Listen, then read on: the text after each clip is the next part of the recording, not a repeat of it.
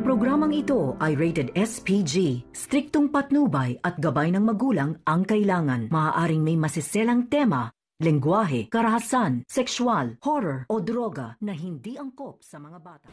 Iniligtas ni Zoe ang kanyang lolo Pepe na kung saan ito ay nagdulot ng kanilang pag-aaway. Dahil sa lahat ng mga ginagawa ni Don Pepe ay talagang hindi niya matanggap-tanggap itong si Zoe na kanyang tunay na apo.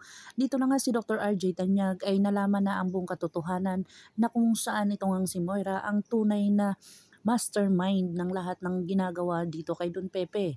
Dito na nga si Annalyn ay lubos na talagang positibo sa pagpupunta talaga doon kung saan nandun si Don Pepe.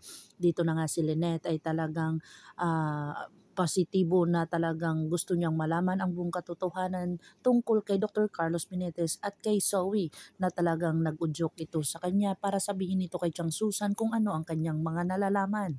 Dito na nag-imbestiga itong si Lynette dito kay Dr. Carlos Benitez at talagang positibo sila ni Chang Susan na malaman ang katotohanan kung ano ang koneksyon ni Zoe dito kay Dr. Carlos Benitez na kung saan talagang napakasinungaling nito. Dito na tumawag si Zoe sa kanyang ama na si Dr. Carlos Benitez at sinabi niya dito na hindi niya daw sinasadya na itulak ang kanyang lolo Pepe doon sa isang bangin. Dito na nga talagang pupunta si Dr. Carlos Benitez at i-rescue ang kanyang anak na si Zoe dahil sa mababaliw na ito kakaisip dahil sa ginawa niya dito kay Don Pepe. Agad naman itong pumunta si Annalyn at saka si Dr. Lindon dahil hindi ito magpapapigil si Annalyn sa kay Dr. Lindon kaya sinamahan niya ito doon sa lugar kung nasan si Don Pepe. Pero hindi nila inaakala sa daan papunta doon ay talagang maraming tao. Bumaba si Annalyn at tingnan iyon at ipinagtanong niya kung ano ang mga nangyayari. Dito na nakita niya na talagang si Don Pepe ang nakahalandusay na kung saan ito ay pinipilit ng ilagay dito sa wheelchair para dalhin sa ospital.